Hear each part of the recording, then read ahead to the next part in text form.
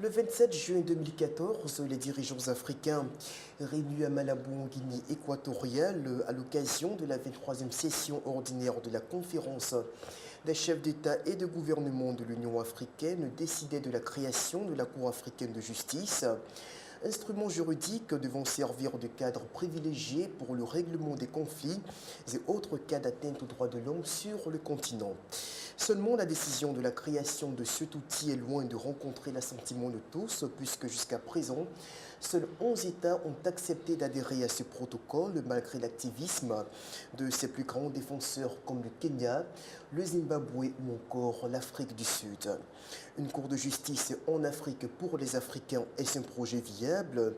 Cette cour saura-t-elle se démarquer suffisamment de toute influence politique de sorte à se rendre crédible aux yeux de l'opinion africaine? Voilà donc pour le premier sujet de ce numéro du décryptage. Et nous mettrons le cap sur le Moyen-Orient pour évoquer la formation de milices chrétiennes qui se battent contre la persécution de l'État islamique dans les régions d'Irak et de Syrie à majorité chrétienne. Les chrétiens, d'un point de vue biblique, ont-ils le droit de se constituer en force de combat pour se défendre? Et enfin, nous reviendrons sur les négociations de paix intermaliennes. Quelle formule définitive proposer au mouvement Touareg de la coordination des mouvements de l'Azawad qui ont exigé un délai pour consulter leur base avant de se prononcer sur le texte de l'accord d'Alger, mettant l'accent sur le caractère indivisible du Mali. Nos trois sujets donc à l'ordre du jour sont ainsi présentés et j'ai le plaisir d'être encore une fois sur ce plateau avec mes invités, à savoir le président Indré Justin, magistrat, et le professeur de droit Gadji Abram, professeur à l'université d'Abidjan. Mais avant donc d'aborder le premier thème de notre émission, suivons d'abord cet élément qui nous situe sur les enjeux du protocole de Malabo. L'affaire ne cesse de déchaîner les passions à sa moindre évocation. 17 ans après la création de la Cour pénale internationale, les dirigeants africains, ou du moins certains d'entre eux, se disent déçus de la trajectoire qu'ils jugent biaisée de l'institution judiciaire qu'ils accusent de travailler à l'affaiblissement des leaders africains. Cette perception des choses a donc mis en branle depuis quelques années un processus de mise en place d'une république africaine à cette cour à travers la création d'un organisme juridictionnel typiquement africain, d'où l'élaboration du protocole de Malabo qui prévoit donc la mise sur pied de la Cour africaine de justice et des droits de l'homme.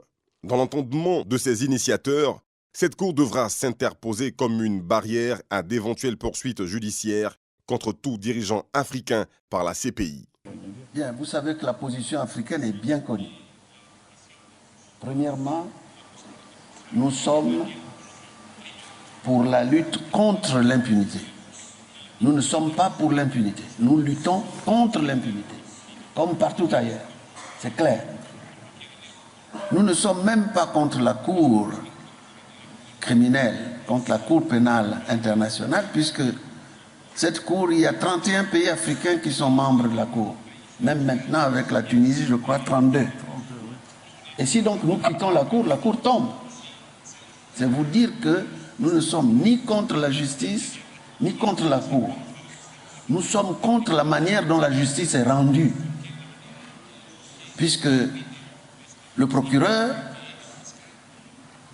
qui est là, on dirait qu'il n'y a qu'en Afrique où il y a des problèmes.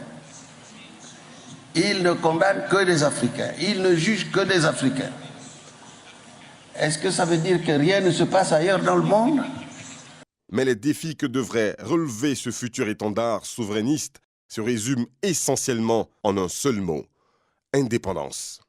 La Cour africaine de justice sera-t-elle véritablement un outil de justice au service des peuples ou tout simplement un moyen pour les dirigeants et ex-dirigeants de se soustraire à toute forme d'inquiétude judiciaire, même après s'être rendus coupables de graves déviations durant leurs fonctions? À l'instar de l'Union africaine, elle-même ne sera-t-elle pas manipulée à souhait par les desseins occidentaux? Le moins que l'on puisse dire, c'est que la tâche s'annonce bien immense pour les jurés de cette institution tant espérée, qui pour le moment semble buter sur la réticence de la plupart des pays, car pour l'heure, seuls 11 États sur les 53 que compte le continent africain ont adhéré au protocole. Retour donc sur ce plateau, donc après avoir suivi cet élément. Alors je me tourne tout d'abord vers vous, Président, pour vous demander ceci.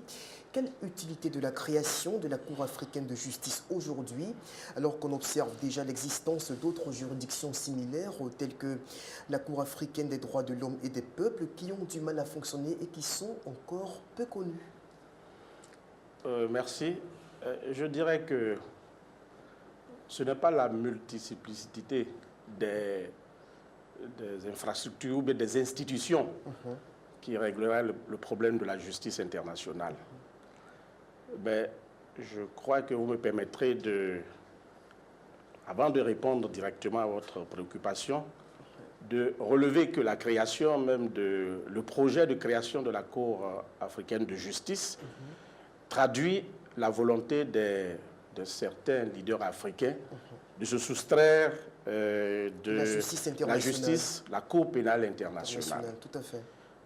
Mais, et justement, cette volonté de se soustraire s'est exprimée à travers des griefs que certains États, chefs d'État ou certains leaders africains, des griefs qu'ils formulent à l'encontre de la Cour pénale internationale. Qu'ils taxent de partisans. On reproche à la Cour pénale internationale d'être une cour qui n'inquiète que les dirigeants africains, une cour qui serait sélective et qui ne poursuivrait pas les grands de ce monde.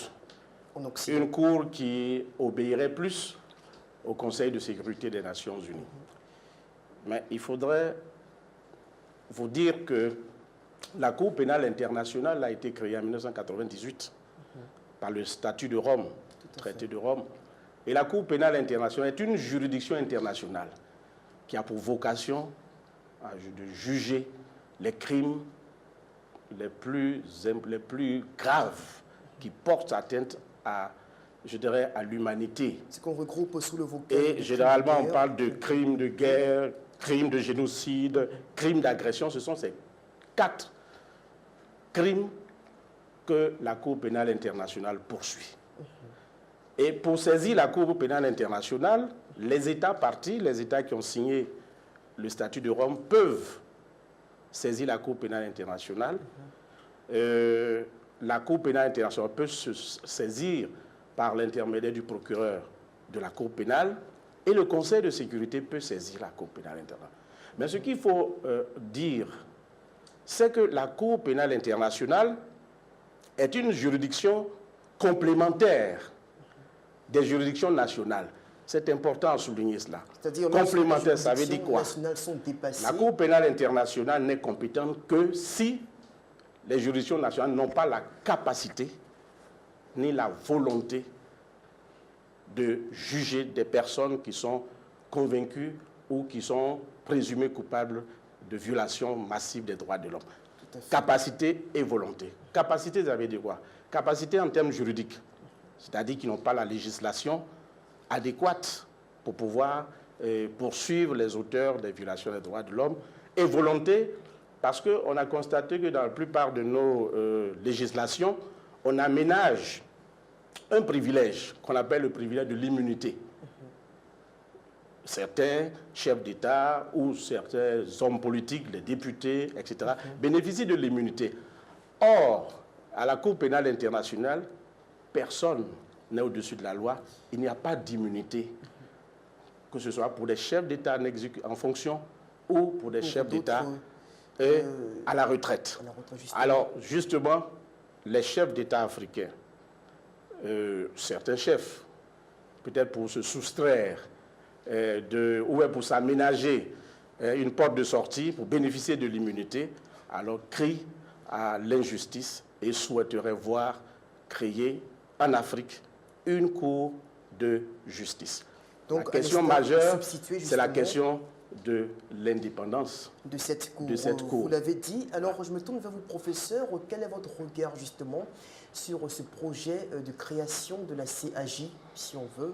Salut les téléspectateurs. J'ai un point de vue différent à la fin de ce qu'il a dit, mais je vais d'abord préciser le contexte. En fait, je veux bien comprendre ce que l'Union africaine a voulu faire, parce que le 1er juillet 2008, à Sharm el-Sheikh en Égypte, il y a eu la fusion entre la Cour africaine de justice et la Cour africaine des droits de l'homme. Et donc cette Cour existe bel et bien depuis le 1er juillet 2008, signé par le protocole de Sharm el-Sheikh. Certainement, ils ont voulu faire un détachement, parce que la Cour de justice de l'Union africaine a été adoptée le 11 juillet 2003 à Malabo. Et la Cour africaine des droits de l'homme et des peuples a été adoptée le 10 juin 2008 à Ouagadougou. Donc il y a eu une fusion en Égypte, bien entendu, après donc, la rencontre du Sharm el-Sheikh. Certainement, les dirigeants africains ont voulu faire une séparation en créant une Cour africaine de justice qui serait consacrée spécialement sur les questions de ce qu'on appelle des infractions graves au droit international humanitaire et au droit international de l'homme. Certainement, c'est ce à quoi on veut certainement arriver.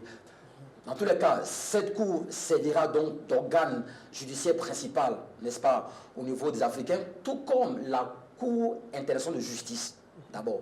Maintenant, pour ce qui est de l'idée de cette Cour qui est en création... Est-ce qu'elle a sa place aujourd'hui oui, vu qu'on a déjà non, après en fait, c'est aussi bien de pouvoir faire la précision parce qu'il y a certainement des étudiants qui suivent et comme on sait qu'à l'université on enseigne ça, il est bien de dire que la Cour de justice des droits de l'homme et des peuples a déjà été créée le 1er juillet, adoptée le 1er juillet 2008 à Sharm el-Sheikh en Égypte. Maintenant, il me semble que ce qu'on veut créer maintenant, ce serait une Cour qui s'est spécialisée dans la répression des crimes internationaux. Là, c'est différent. Donc, maintenant, s'agissant de ce point de vue de manière précise, concernant la création de cette Cour qui aurait une vocation répressive, moi, je pense que c'est une bonne idée, contrairement à ce qu'on peut penser. Ce n'est pas se réfugier dans une tentation souverainiste, parce que quand on voit la création et le fonctionnement de la CPI, on sait que c'est un vieux projet qui remonte depuis 1919. N'est-ce pas, avec les accords de Versailles, qui a tenté d'être créé depuis ensuite en 1937, après 1948, après la Deuxième Guerre mondiale, il y a eu le tribunal de Nuremberg en 1946, le tribunal de Tokyo en 1948, il y a eu plusieurs velléités, et même la Commission des droits de l'homme, la Commission des droits internationaux plutôt, de l'ONU, enfin, qui s'occupe, n'est-ce pas, du développement du droit international, s'est saisi la question, et c'est seulement vers 1949, et principalement avec la création de la Cour du tribunal international de la Yougoslavie en 1993 et le tribunal international pour le Rwanda en 1994, que la prise de conscience de créer une cour, enfin de revenir un grand projet, de ressusciter un projet qui remonte à 1919, je dis bien 1919, après donc, la Deuxième Guerre mondiale, que cette nécessité s'est imposée. Parce que, évidemment, on ne peut pas laisser passer ces crimes graves et d'une violence inouïe. Évidemment, sur le fond, on était tous d'accord. Maintenant, qu'est-ce qui a poussé les Africains à vouloir créer leur propre cour? Les faits sont là. Par exemple, l'article 13, alinéa B, dit quoi? Dit que pour un pays, un État qui n'est pas forcément parti au traité, le Conseil de sécurité peut donner instruction au procureur pour poursuivre. Un, de deux. L'article 16 du statut de Rome dit que le Conseil de sécurité peut sursoir à une poursuite pour des questions d'opportunité diplomatique. On comprend donc que si on se base sur l'article 13 et l'article 16 du statut de Rome, il y a un vrai problème. Ça veut dire quoi concrètement? Un membre du Conseil de sécurité, un membre permanent, ne pourrait jamais se voir poursuivre. En tout cas, on ne pourrait jamais poursuivre un membre d'un État de ce genre, un État. Jamais. C'est une justice qui n'a... Ou bien on veut poursuivre tous les crimes et on les poursuit. Mais on ne peut pas inscrire, dans la cour, on peut inscrire l'article 13B. Et l'article 13B pose un vrai problème. L'article 13B montre la dépendance de la CPI au Conseil de sécurité. Est-ce que dans le même temps, logiquement, dès lors qu'il y a une dépendance, une soumission quasi, je dirais, immédiate, n'est-ce pas, du procureur au Conseil de sécurité, ça veut dire quoi concrètement? Ça veut dire que les crimes commis dans ces zones ne feront jamais l'objet de poursuite. On le voit en Syrie. En Syrie, il y a eu 13 000 morts par torture venant du gouvernement en place. Il y a eu une tentative, n'est-ce pas, de poursuivre. La Russie a posé son droit de veto. Pas question de poursuivre le président actuel de la Syrie. On a plusieurs cas. On a vu les crimes commis par les États-Unis, je suis désolé de le dire, en Afghanistan et en Irak. Et ils ne seront jamais poursuivis simplement parce que l'article 13B tient par le Conseil, tient le procureur de la CPI justement pratiquement dans sa main. Quand on voit ça, on se dit tiens, soit on veut poursuivre tous les crimes de guerre, ou on ne les poursuit pas. Mais on ne peut pas donner, n'est-ce pas, un sort de pouvoir de protection à travers l'article 13B, à un groupe d'États de faire ce qu'il veut sans qu'ils aient une inquiétude. C'est ça mon problème. Et je pense que s'il y a une modification, à moins qu'il y ait une modification du Conseil de sécurité, mais s'il n'y a pas de modification, comme pour l'instant on ne peut pas rêver, c'est sûr, certain, tant que l'article 13B subsistera, vous pensez qu'il y aura une égalité dans l'application? Il y aura forcément de l'injustice et par conséquent, les Africains qui n'ont pas encore droit au Conseil de sécurité peuvent s'autoriser à dire que ce n'est pas une justice. Pour ceux qui pourraient réparer les crimes de guerre, c'est une justice à l'endroit de ceux qui sont les plus faibles. On pourra dire, mais les Africains n'ont qu'à faire en sorte à ne pas commettre des infractions graves. Je suis d'accord, mais que les actions des Américains en Afghanistan ou en Irak. Alors que là, les actions de certains pays, mais bien sûr, là, le problème. Donc il y a un sentiment de justice, de frustration et même d'agacement qui fait que, ce sentiment est tel que certains territoires africains disent que non, on a une logique, la justice des vainqueurs, il faut le dire, sans vouloir incriminer quelque chose, on a une logique de domination. Et pour cela, moi, je suis favorable à la création d'une cour de justice bien africaine pour les Africains chargée des infractions. Donc les crimes de guerre aussi en Afrique. Alors professeur, justement, est-ce que quelque part, vu le fait qu'en Afrique on sait l'étroitesse des rapports entre les pouvoirs et les appareils judiciaires sur le continent, est-ce qu'il n'y a pas une sorte de risque d'influence ou de mainmise trop prononcée sur cette cour-là, vu qu'elle vient disons, de certains chefs d'État africains qui sont inquiétés ou qui l'ont été par la Cour pénale internationale. Vous savez, j'ai écouté avec beaucoup d'attention le développement du professeur Gagui Abraham. Je tiens à lui dire que je ne partage pas son point de vue. Mais c'est sa position. Ok, vous souhaitez revenir là-dessus? Non, il faudrait, parce que c'est une question essentielle. Donc il faudrait dire toute la vérité à tous ceux qui nous écoutent. Nous sommes tous des Africains. La justice, elle ne devrait pas avoir de couleur. La justice doit être impartiale, elle doit être efficace, elle doit être juste. Je vous ai indiqué les 3 modes de saisine de la Cour pénale internationale. Il y a le Conseil de sécurité, il y a l'État qui a signé et le procureur de la République. On appelle cela une auto-saisine. Le procureur, lorsqu'il a connaissance de la CPI. Le procureur de la CPI, il s'entend. Le procureur peut diligenter des enquêtes. Aujourd'hui, c'est vrai que tous les africanistes souhaitent africaniser tout. On veut une cour de justice, ça fait bien. Mais pourquoi? Je voudrais lire avec vous un passage de la Bible. Romains chapitre 13, verset 3. Ce n'est pas pour une bonne action, c'est pour une mauvaise que les magistrats, je mettrai la Cour pénale internationale, que les magistrats sont là et sont à redouter.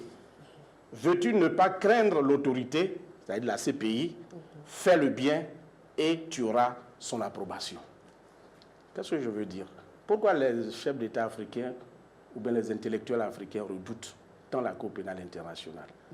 La Cour pénale internationale qu'on créera. Non, on peut modifier. Là, en fait, le problème posé là par le c'est seulement le fait que... Non, j'arrive. On parle de soucis à poursuivre. J'étais en train de dire...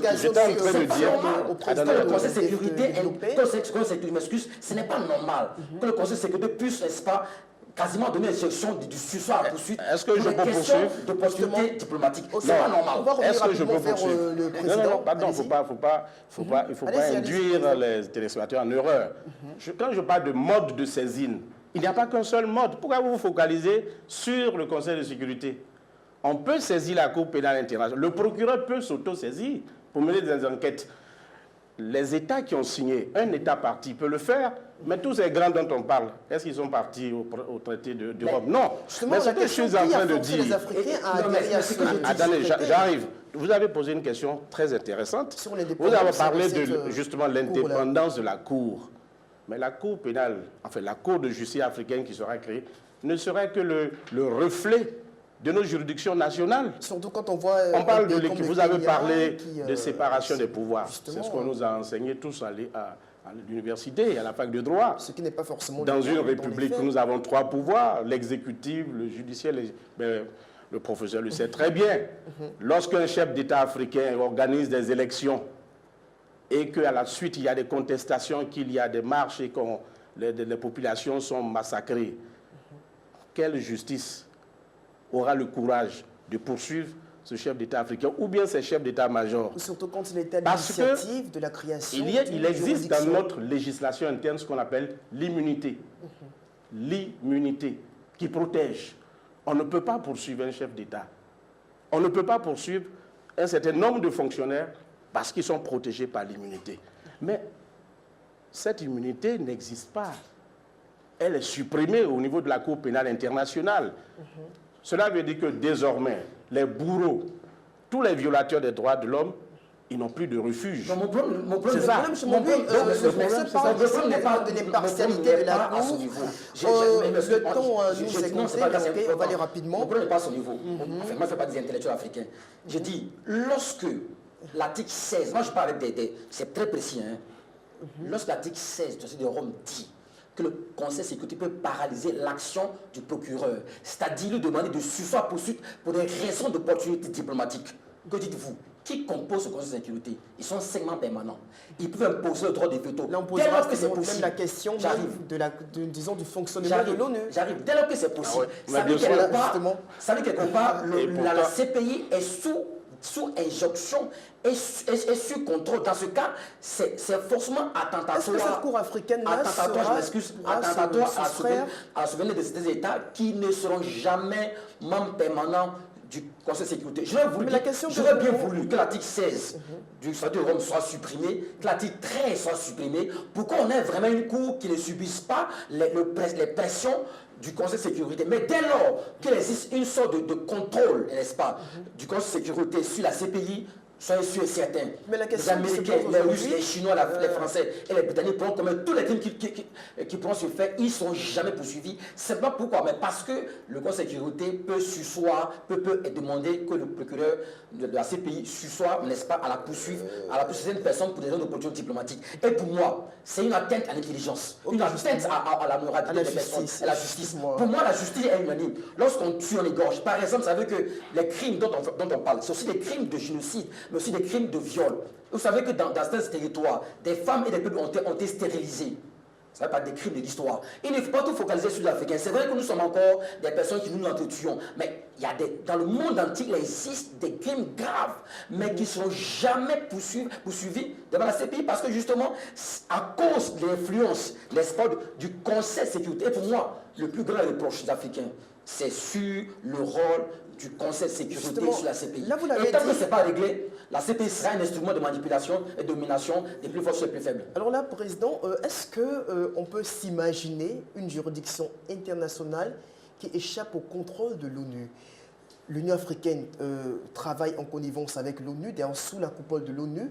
Alors naturellement, qu'une Cour africaine de justice sera donc également, disons, marchera sur les normes onusiennes. Vous savez, je ne suis pas naïf. Le professeur, je suis un intellectuel. D'abord, je suis un intellectuel africain. Vous comprenez? Donc, seulement que nous n'avons pas la même position sur la question. Je ne suis pas naïf et je ne suis pas un rêveur. Je crois à une justice impartiale, une justice équitable et une justice efficace. Pensez-vous que la justice africaine que nous appelons de nos voeux sera une justice indépendante? C'est la grosse question.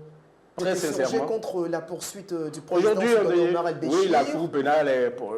Contre Kenyatta. Voilà un homme qui s'appelle Béchir, enfin, qui a commis les pires crimes. On parle de crimes au Darfour. Lorsqu'on a demandé aux États africains de coopérer, aucun chef d'État africain n'a osé l'arrêter. Et pourtant, nous savons ce qui s'est passé. C'est vrai, il parle de problèmes juridiques. Mais est-ce que... Moi, je parle de problèmes de fond. Le problème juridique, est-ce qu'aujourd'hui, lorsque le procureur de la République, qu'est-ce qui l'empêche, lorsqu'il a connaissance de la commission de graves violations des droits de l'homme dans une partie du monde, qu'est-ce qui empêche le procureur de la République d'aller mener des investigations? Mais il ne peut pas parce que le Conseil de sécurité peut demander... Non, il peut le faire. Oui, mais il ne peut pas. Il peut le faire. Écrit, il ne peut pas. Non, le Conseil de sécurité... Mais l'article 16 le dit, c'est pas l'article 16. Voilà, il dit l'article 16, je ne pas de l'article 16, disez-le. Il peut le faire. L'article 13, elle n'y a pas, c'est écrit. Pourquoi est-ce que c'est ça? Donc, le procureur de la République, le procureur de la Cour pénale internationale, il peut aller mener des enquêtes. Mais pourquoi il ne le ferait pas? Pourquoi il ne ferait pas? Pourquoi il n'irait pas au Moyen-Orient pour mener des enquêtes? On nous dit, oui, le Conseil de sécurité, parce que c'est prévu, etc. Alors, la Cour, puisqu'il est question de la Cour africaine de justice, parce qu'il ne faut pas qu'on se détourne de la vraie question, le sujet qui est posé, mais vous savez que la création de la Cour de justice, c'est en réaction, justement, à la Cour pénale internationale. C'est pour ça qu'on est... Voilà, jusqu'à présent, alors, est-ce que ces arguments sont fondés? Alors, aujourd'hui, jusqu'à présent, la question il n'y a pas que fondamentale. Pour l'instant, jusqu'à présent, non. Il y a eu des Européens qui ont été également poursuivis par la attendez, Milosevic, il était de quel pays africain? Il y a également d'autres... Je rectifie, ils n'ont jamais été poursuivis. C'est besoin poursuivis par le tribunal international pour l'Est Yougoslavie. C'est différent. La CPI, pour l'instant, ne poursuit que les Africains. Donc, M. Milosevic est poursuivi dans le cadre du tribunal international pour l'Est Yougoslavie. D'accord, rapidement. Vous savez pourquoi, pour terminer, vous savez, j'ai lu le Romains chapitre 13. Je pense qu'il faudrait que les uns et les autres, nous réfléchissions à cela. Puisque nous sommes sur une chaîne, un plateau de télévision chrétienne. Pourquoi les gens redoutent tant la Cour pénale internationale? Il est dit, le texte que j'ai lu clairement, elle est redoutée parce qu'elle est faite de justice. Non, je dis, veux-tu ne pas craindre, alors fais le bien. Mais c'est que les Noirs qui sont poursuivis. Fais le bien. Bush ne s'est jamais poursuivi. C'est tout. Et puis, mais quand on les États-Unis n'ont pas adhéré également au traité de Rome. Bien sûr, ils n'ont pas adhéré. Mais pourquoi n'ont pas adhéré et demandent que les autres États puissent être la contradiction? Est-ce que les États africains ont été forcés à adhérer? Est-ce qu'on a été forcés à adhérer à cette... Mais si la Cour était si bonne, pourquoi les États-Unis n'ont pas ratifié le statut? Pourquoi l'Inde? Pourquoi la Chine? Pourquoi la Russie? Peut-être parce qu'ils doutaient justement de la crédibilité de la Cour, mais pourquoi les Africains y ont-ils adhéré justement? C'est un problème. Si la Cour c'était pas passionnant cette terme, on a quelques secondes seulement pour finir avec le sujet. Peut-être un tout dernier mot, Président. Donc c'est intéressant. Attendez, oui, justement, oui. Il faudrait qu'on se fasse comprendre par les téléspectateurs. En Afrique, il y a de très bons leaders, très bons dirigeants qui conduisent leur peuple dans le respect des règles de la démocratie, du développement, de l'état de droit, etc. Ceux-là n'ont pas redouté une cour dite impartiale, injuste, etc.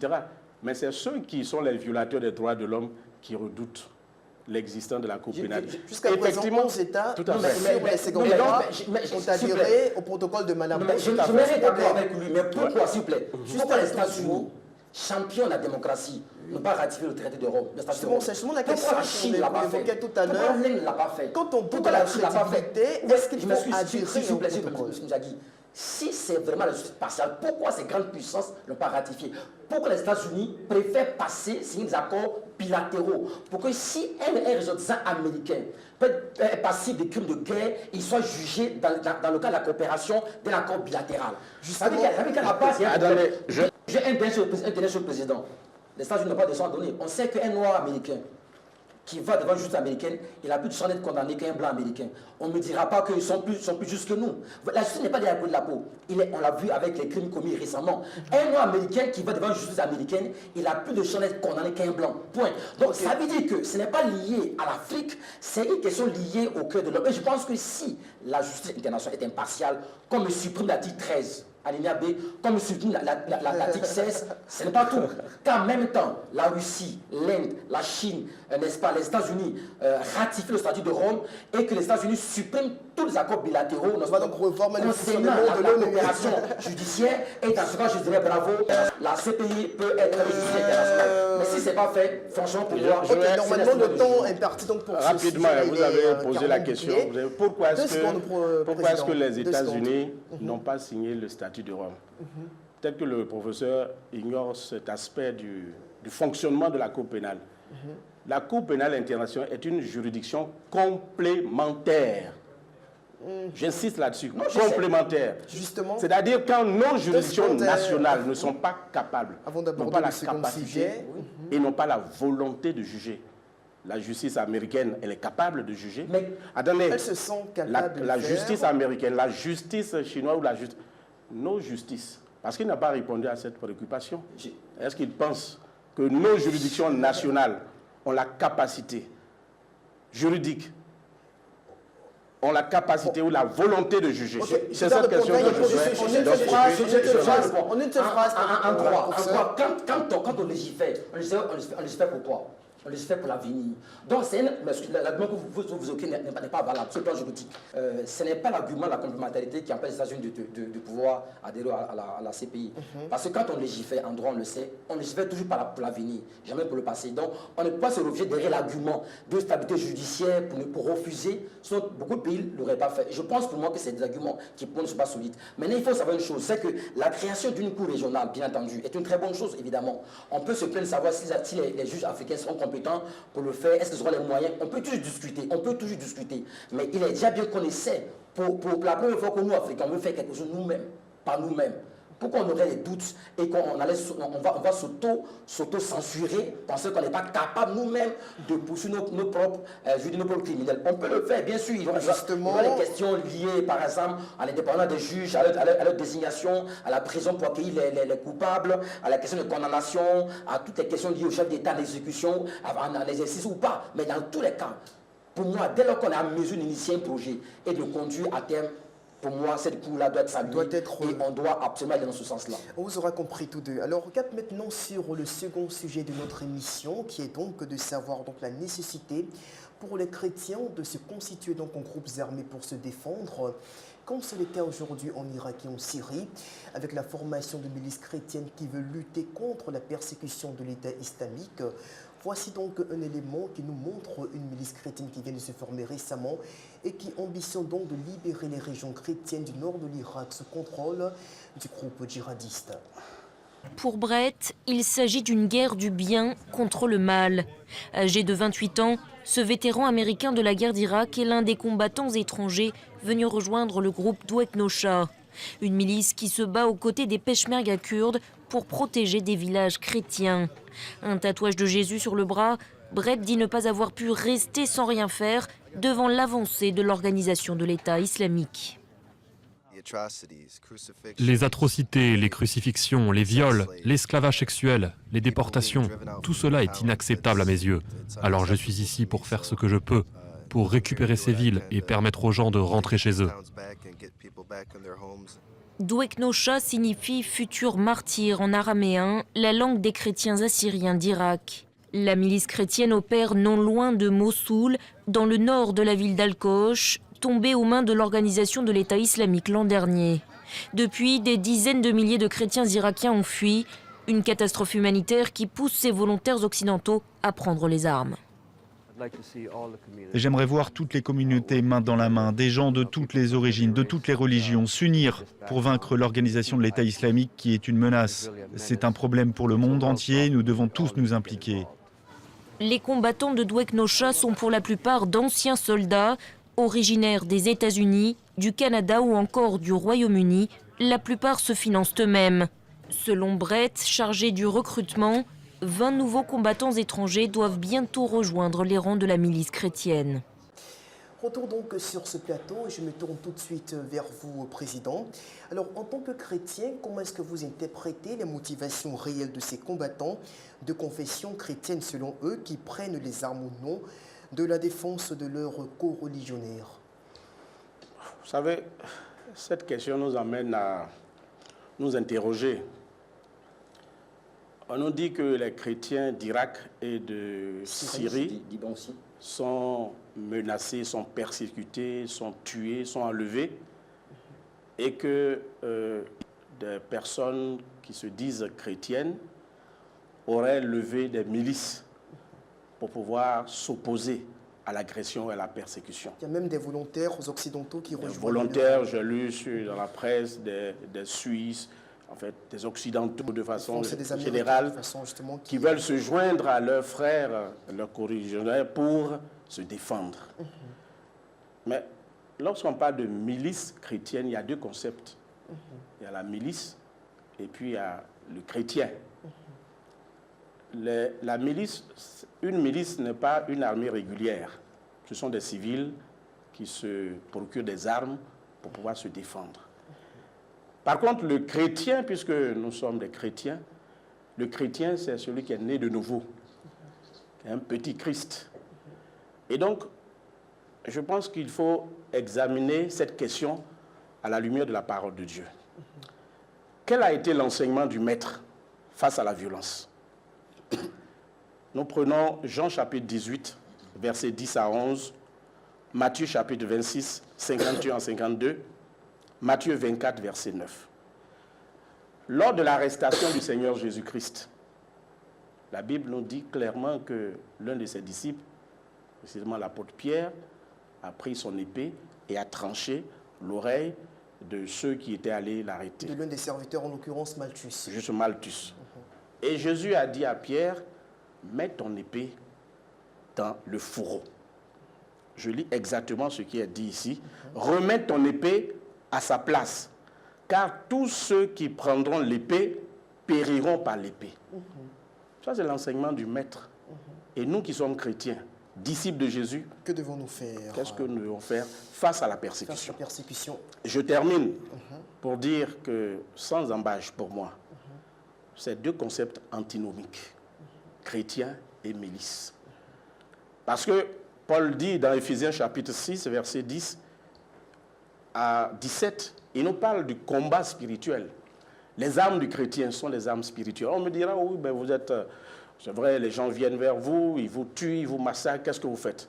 Mais le Seigneur Jésus n'a pas dit que la vie chrétienne serait un cours d'eau tranquille. Il ne nous a pas dit ça. Il a dit que vous aurez des tribulations dans le monde. Mais prenez courage, j'ai vaincu le monde. Le chrétien, c'est la non-violence. C'est cela. Nous avons vu l'exemple dans l'histoire de l'humanité. Un pasteur noir américain, Martin Luther King, qui a lutté pour l'émancipation des Noirs américains en utilisant les enseignements du maître, la non-violence. C'est ce que je voudrais donner comme conclusion. Alors, professeur Gadi, je rappelle que vous êtes aussi pasteur. Oui. Alors, sur un plan strictement biblique, est-ce qu'on peut justifier le combat de ces groupes armés-là? Avant de répondre à la question, je voudrais dire que mon point de vue sera assez nuancé. Je ne serai pas très tranché. Je vais avoir une approche casuistique. Il est toujours bien de pouvoir apprécier les choses au cas par cas et ne pas pouvoir généraliser. Là, je parle de mon point de vue, en fait. Je ne peux pas dire que je maîtrise la situation qui se passe en Irak et en Iran, ni en Syrie ou au Liban également. Il est difficile de me prononcer comme ça sur les situations des personnes qui veulent se défendre. Ce qui est certain, c'est que Dieu fait vivre, mais Dieu tue. Il est l'éternel des armées. C'est-à-dire que Dieu a des armées. Dieu a des anges qu'il envoie pour tuer. Et donc Dieu peut tuer une personne, Dieu peut la faire vivre. Et je crois que ce soit dans l'Ancien Testament ou dans le Nouveau Testament, je commence par l'Ancien Testament, Exode chapitre 17, Dieu a dit à Moïse que parce qu'Amalek a levé une main contre le trône de Dieu, il y aura guerre à perpétuité. Guerre à perpétuité. On voit les Amalek et la Malécite et toute le suite, n'est-ce pas? On le voit également avec la reine Esther et Aman qui s'était levé contre lui. Donc, on ne peut pas dire qu'un chrétien ne peut pas se défendre lorsqu'il est en danger. Est-ce que quelque part, quand on prend le cas des apôtres qui subissaient la persécution des pharisiens et autres, est-ce qu'ils se sont défendus avec les armes? Ça, c'est un cas différent. Si par hasard une personne, dans un appareil, je dis, un appareil politique et d'État, ferme les églises, agit contre la foi et que tu as affaire à l'État, à la puissance, à la puissance publique, qu'est-ce que moi je peux contre la puissance publique? Mais s'il s'agit des groupes, dans le cas de l'Iran et dans le cas de l'Irak, ce sont ces deux groupes rebelles, ce n'est pas l'armée régulière. Ce n'est pas l'armée régulière de l'Irak. Ce n'est pas l'armée régulière de la Syrie qui combat les chrétiens. Il s'agit des groupes fanatisés à bloc au nom de leur Dieu, au nom de leur religion, qui ont décidé de supprimer tout ce qui ne confesse pas leur Dieu. C'est le cercueil ou la valise. Voici la devise. Le cercueil ou la valise. Moi, chrétien, alors que je n'ai pas lutté contre la puissance publique, mais contre des groupes armés qui me disent, je choisis entre la valise et le cercueil. Soit je quitte le pays, et pendant c'est mon pays, qu'est-ce que je fais? Si des chrétiens dans ce cas-là veulent se défendre, moi je les comprendrai. Ok. Alors, je les comprendrai. Et je penserais que ce n'est pas normal qu'on les contraie à partir. Alors qu'en termes d'antériorité, ils sont bel et bien avant l'arrivée de ces groupes, je dirais, je parle des groupes islamistes, ils sont bel et bien avant eux. De la civilisation islamique quand on se réfère... absolument. Donc pour moi, je comprendrais qu'ils se défendent. Pas seulement sur le plan spirituel, mais qui c'est des armes pour se défendre contre ceux qui viendraient les anéantir, les tuer. Juste un dernier exemple pour montrer que Dieu est un Dieu qui n'est pas confiné dans une seule stratégie. Dans Actes chapitre 4, chapitre 5, un monsieur qu'on appelle Ananias avait vendu son propre champ. C'était son propre argent. C'était son propre montant, c'était son propre argent. Il décide de donner une partie, alors qu'auparavant, il avait fait la promesse, le vœu de tout donner. Il va donner une partie. Puis il lui demande, c'est ce que tu as prévu de donner, ce n'est pas à l'homme que tu as demandé au Saint-Esprit. Immédiatement, il est mort. Quand tu lis le chapitre 10, le chapitre 5, verset 10, Pierre dit à la femme d'Ananias, voici ceux qui ont enterré ton mari, on va t'emporter. Donc Pierre a prononcé le jugement de mort contre cette femme-là. Pierre a prononcé le jugement de mort. C'est Pierre qui a déclaré la mort sur la femme d'Ananias. C'est pas Dieu, c'est Pierre, la femme Ananias qui est Saphira, c'est Pierre qui a déclaré. Donc vous voyez que dans certaines circonstances, vous pouvez justifier donc Dieu le peut recours tuer aux armes. Dieu peut tuer. Je donne un dernier élément, quelque chose d'historique. Les musulmans avaient envahi l'Espagne vers le 13e, 15e siècle. Mais, avec l'invasion des Moors. Complètement. Si les Espagnols et les autres peuples européens ne s'étaient pas levés, l'islam aurait envahi toute l'Europe. C'est parce que l'islam a été... On va pousser l'Espagne. On voit aujourd'hui encore les vestiges de l'islam en Espagne. On le voit aujourd'hui. Donc, ouais, à supposer que les chrétiens disent non, on laisse faire, Dieu nous fera grâce. L'Europe, c'est aujourd'hui une Europe islamisée. Je pense qu'à certaines situations, lorsqu'on peut se défendre, ils vont le faire parce que si on ne le fait pas, on effacerait toutes les traces de notre foi. Et ça, c'est ma position. Alors, Président, est-ce que vous ne pensez pas qu'en tant que chrétien, on ne peut pas voir venir le salut de Christ, même dans des circonstances extrêmement compliquées? Quand on sent une pression trop forte sur soi, on vient nous poursuivre. Jésus ne peut-il pas intervenir comme ça? Vous savez, j'ai écouté le professeur, surtout les derniers exemples qu'il a donnés. Il parle de jugement. C'est Dieu qui juge. Dieu est le juste juge. Il est le juge souverain. Donc Dieu utilise, je pourrais, si, pour parler comme les magistrats, les juristes, il y a les sanctions que Dieu inflige à ceux qui commettent. Pourquoi est-ce qu'il a jugé Saphira et Ananias? C'est parce qu'ils ont commis un péché. Oui. Donc Dieu les a jugés. Oui. Donc ce n'est pas ce contexte-là. Dieu juge ceux qui commettent. Et Dieu choisit la sanction qu'il doit prononcer. Parce qu'il est souverain, il est juge. Ben, ceux dont nous parlons, il s'agit de chrétiens, des personnes dites chrétiennes qui sont persécutées. Parce qu'il s'agit de la persécution. C'est comme ça, on est dans le contexte biblique, on appelle ça la persécution. Qui sont tués, massacrés. On a vu dans l'histoire, des chrétiens ont été jetés dans les arènes en Italie, à Rome, pour être dévorés. Est-ce que lui, il peut me dire, c'est l'enseignement du Seigneur Jésus-Christ, que oui, dans certains cas, on peut lever une milice, on peut se défendre, etc., etc. Comme si notre Seigneur n'était pas tout puissant.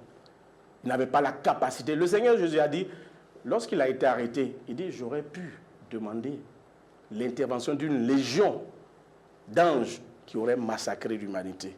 Mais il a accepté. La Bible dit dans Isaïe 53, il a été comme une brebis muette devant ceux qui l'attendent. Il n'a point ouvert la bouche. Devant ceux qui l'attendent, il n'a point ouvert la bouche. Il a été emporté par le sacrement. Alors la position du chrétien, le petit Christ, celui qui connaît l'enseignement de Jésus. D'ailleurs, ce n'est pas la première fois qu'on parle de milice, hein, au Liban, pendant la guerre 75-80, mais c'était pour ne pas, il s'agissait de quel type de chrétien? Il sait de quoi quand on parle de chrétien d'Irak ou chrétien, il s'agit de quel type de chrétien? Pas généralement du christianisme oriental. Quel type de chrétien? Donc pour moi, le message du Christ sur la violence, il est clair. Il est sans équivoque. Celui qui utilise l'épée périra par l'épée. Rien ne doit pouvoir justifier cela. C'est ça ce que la Bible dit. Justement, l'exemple qu'il a donné n'est pas correct. En quelques il a parlé secondes. par exemple des chrétiens qui étaient voués au génocide pendant la Rome antique, pendant le règne de l'Empire romain. C'est différent. Vous avez l'appareil de l'État de l'Empire romain qui ôtaient comme un seul rouleau compresseur contre des chrétiens. Mais qu'importe. Mais c'est qu'à différent. Qu'importe. Ici, que ce soit l'appareil étatique, que ce soit la réunion, il s'agit de la réaction. C'est tout. Ici, vous avez des groupes islamistes. Alors, selon vous, vous avez des groupes islamistes qui vont égorger des chrétiens, leur demandent soit vous priez Allah, soit on vous tue. Ouais, mais c'est ce qui a été fait quand on jetait les chrétiens au lion. Non, mais on leur demandait de régner leur foi. C'était l'appareil. Comment est-ce qu'ils ont réagi? En Iran, par exemple, c'est pas l'appareil de l'État. Ce sont des groupes fanatisés qui vont de maison à maison pour dire ceux qui ne sont pas avec nous, ceux qui ne sont pas de l'islam, ils prennent le cercueil ou bien ils prennent la valise. Moi, dans ce contexte-là, croiser les bras et venir tuer tous, pour moi, c'est pas. Je m'excuse, c'est une réaction. Comment le chrétien réagit? Non, demandez-lui comment le chrétien doit réagir. Le chrétien ne peut pas prier. Dieu agit toujours à travers les hommes. Oui, mais le chrétien ne peut pas prier. Professeur fini. Dieu agit toujours à travers les hommes pour délivrer Israël. Pourquoi Dieu n'a pas envoyé un jugement comme ça? Il a envoyé qui? Moïse. Dieu travaille toujours à travers les hommes pour vaincre les Philistins. Il a fallu qui? Il a fallu David. Pourquoi Dieu n'a pas envoyé les gens les tuer? À la réponse de la prière. J'arrive. Dieu agit toujours à travers les hommes. Et quand Dieu veut sanctionner une nation, il envoie des personnes, n'est-ce pas, pour les sanctionner. Vous voyez, on a vu Josaphat contre les Ammonites. Il a fallu que gens célèbrent par adoration pour Dieu. Dieu agit toujours à travers les hommes. Donc si on dit les chrétiens doivent croiser les bras, ils vont prier, ils seront tous tués. Moi, chrétien, Gaïa Abraham, pasteur, je dis que si des groupes, quels qu'ils soient, se forment, passent de maison à maison pour tuer et égorger les chrétiens, peu de chrétiens, défendez-vous. Ok, alors une seconde pour réagir, Président. Le temps est vraiment court. Rapidement, pour vous, de façon claire, on doit avoir recours uniquement à la prière. Moi, je fais confiance en Dieu. Et je crois que il s'appelle Abraham. C'est le Dieu d'Abraham. Le Dieu d'Abraham, le Dieu de Jacob et le Dieu d'Isaac. Attendez. Il ne faut pas faire de mélange de genres. Jésus-Christ, l'évangile que Jésus nous a enseigné, c'est un évangile de paix. Notre Seigneur, il a prôné cela, la non-violence. Je crois que Dieu est capable d'agir. Il est capable de délivrer ses enfants. Ceux qu'on a jetés dans la fosse au lion, Daniel, ses compagnons qu'on a jetés dans la fournaise, Dieu les a délivrés. Dieu est capable de délivrer ses enfants. C'est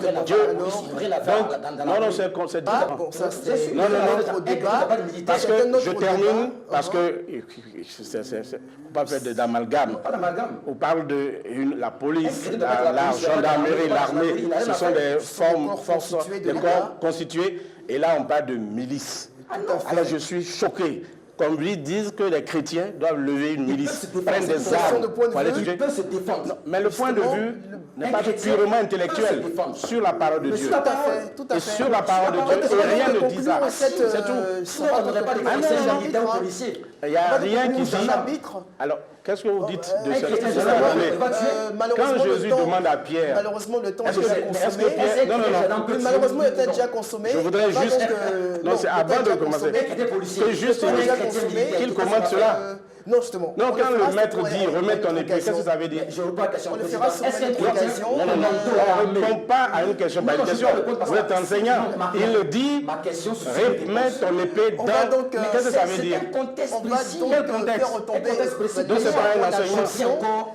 Un chrétien peut se défendre. C'est pourquoi les chrétiens dans l'armée, des chrétiens comme les colonels, comme des généraux, tout le monde prendra acte et jugera. Ils peuvent se défendre leur pays qui a attaqué et mourir pour le pays qui a attaqué. C'est biblique parce que Dieu est le Dieu des armées. Ok, d'accord, vous aurez compris. Passons donc au troisième et dernier sujet donc, de cette émission qui concerne donc la formule définitive donc, à proposer au mouvement de la coordination du Conseil des mouvements de l'Azawad qui ont refusé de signer donc, le dernier accord d'Alger qui porte sur l'unification du territoire malien.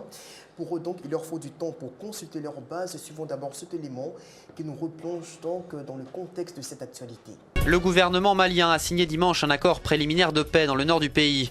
Mais les rebelles Touaregs de l'Azawad ont eux réclamé plus de temps. À l'origine, ils réclament une structure fédérale. Le texte, issu d'une médiation des Nations Unies, cherche une solution aux insurrections qui affectent le nord du Mali depuis son indépendance. Alors on vient de le voir, professeur, les mouvements donc, de l'Azawad demandent plus de temps pour consulter leur base donc, au sujet du texte du dernier accord de paix signé donc à Alger entre le gouvernement malien et certains groupes armés donc, du nord du Mali. Alors vos sentiments après donc, cette décision du CMA, entendez par là donc, le Conseil des mouvements de l'Azawad, qu'est-ce que vous pensez donc de cette démarche-là, de cette coalition?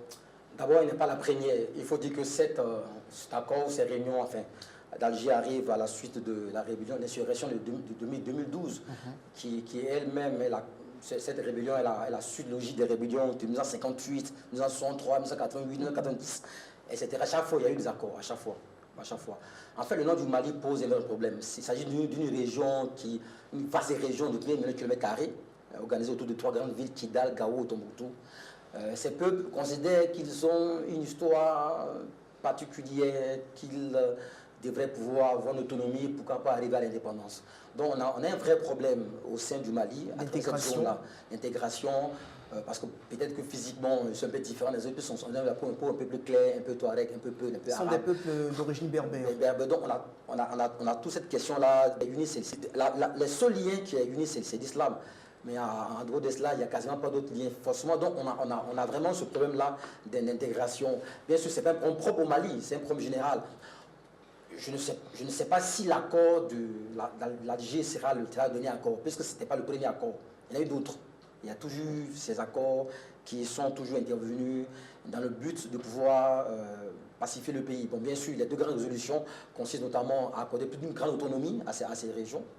Et puis effectivement, faire en sorte que les combattants soient intégrés dans l'armée régulière du Mali. Et ça va suffire à régler le problème. Je ne suis pas très sûr parce que c'est une stratégie politique qui a toujours cours en Afrique. Chaque fois qu'il y a une rébellion, on dit très bien, on a une autonomie à la région.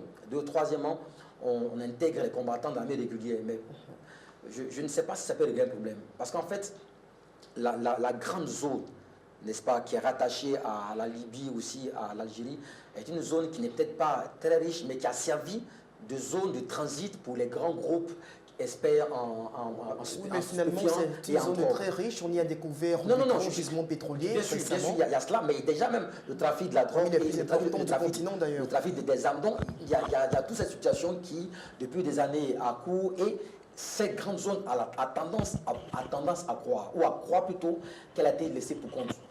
Qui ne bénéficie pas de toute l'assistance et tout le reste. Donc pour moi, c'est un accord de plus. Je ne suis pas très sûr que l'accord va apporter la paix, la stabilité. D'autant plus que l'Algérie ne joue pas franc jeu. L'Algérie ne joue pas franc jeu. Je ne sais pas ce que pense vraiment la France. On voit que la France s'est attaquée directement bien sûr, aux islamistes, mais a traité des manières différentes avec le MLA. Donc, je ne sais pas, je suis plutôt mitigé. Ok. Alors, Président, est-ce que les schémas d'autonomie ou de fédéralisme que semblent privilégier ces mouvements sont réalisables dans le contexte malien? Vous savez, la question du Mali est une question qu'on doit aborder avec beaucoup de sérieux. Pour nous qui ne sommes pas sur le terrain. Les théâtres, je dirais le théâtre des opérations, ou bien sur le territoire malien. Et pour enchaîner sur ce qu'a dit le professeur, vous savez, le Mali, les accords, les négociations ne datent pas d'aujourd'hui. Il y a toujours eu des négociations entre les mouvements du Nord, les mouvements armés du Nord et le gouvernement malien. Le même problème se pose au Niger également. Justement. Bon, aujourd'hui, est-ce qu'il faut aller vers les velléités sécessionnistes ou séparatistes des mouvements armés du Nord sont connus. C'est vrai que c'est un peuple, de par sa couleur de peau, par sa culture, etc., elle est différente, mais ce sont des Maliens. Alors, est-ce que le gouvernement malien acceptera qu'une partie de son territoire soit concédée à un groupe qui réclame, qui revendique, justement, qui réclame une certaine autonomie? Je pense que la négociation doit se faire de façon globale. Et le but, c'est d'arriver, par exemple, à la paix entre toutes les populations maliennes, qu'elles soient du sud ou du nord. Alors, quel schéma Vous dites quel schéma? Est-ce que c'est l'autonomie pour aller après, par la suite vers l'indépendance? Est-ce qu'une fédération, est-ce que cette fédération sera viable? Une meilleure redistribution. Est-ce que sera viable? Propose Bamako. Une confédération, etc. Bon, nous ne détenons pas tous les leviers du conflit. Donc je pense que les Maliens seuls sauront ce qui est mieux pour eux. Nous ne faisons que ergoter. Donc, mais on peut souhaiter que tous les acteurs soient sincères, qu'ils soient animés de bonne foi et qu'ils voient l'intérêt du Mali. Alors, professeur, y a-t-il réellement une volonté au niveau international donc, de préserver l'intégrité territoriale du Mali? Sinon, quelles concessions doit encore faire Bamako? Ça, je ne sais pas s'il y a une vraie volonté, je ne sais pas. On connaît l'histoire de beaucoup de pays. Je donne l'exemple du Soudan, du Soudan du Sud. Après des années de guerre, le Soudan du Sud a finalement accédé à l'indépendance. Avec le soutien d'une bonne partie de la communauté Voilà, internationale. parce que le Soudan du Sud est extrêmement riche en pétrole. Est-ce qu'on parle de la même chose au Mali?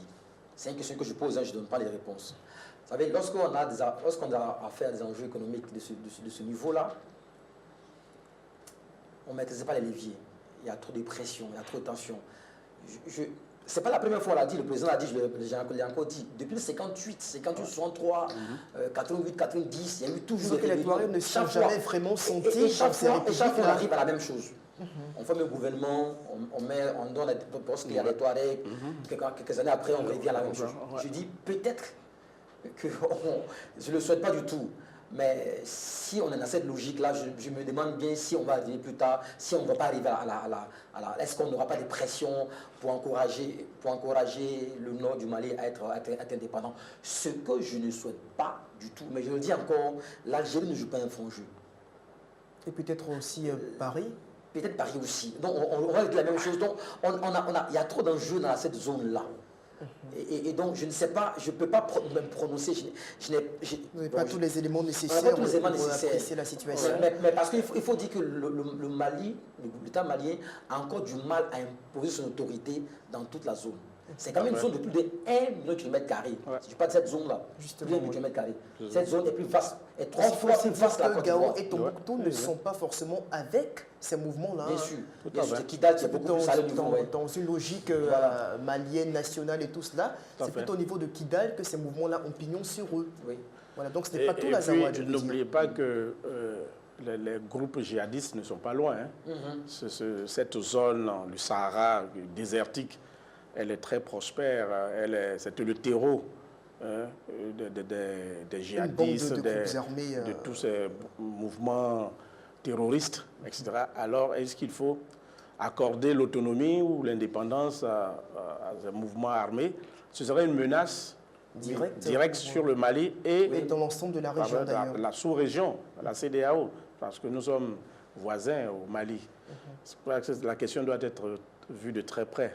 Même si on a des initiatives telles que l'opération Barkhane que la France mène donc dans la région. Je me demande bien si c'est...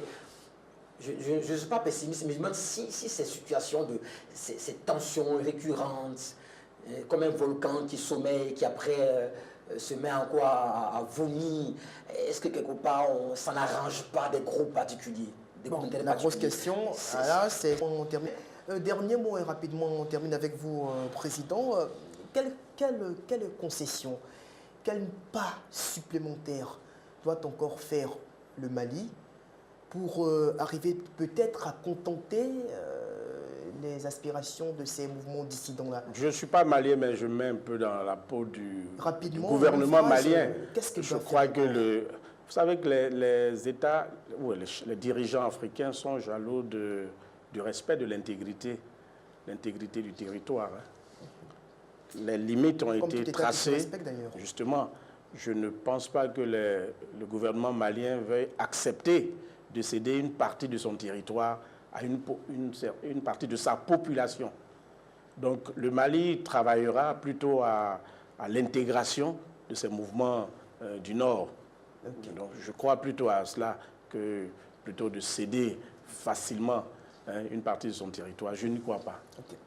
Alors nous sommes donc quasiment au terme de ce numéro de décryptage. On va faire peut-être un dernier tour d'horizon. Professeur, votre dernier mot rapidement. Peut-être pas, bon, sur le Mali, on dira que la résolution de... Pas forcément sur le Mali, la résolution de 1963 tient à ce que les frontières et la colonisation soient respectées.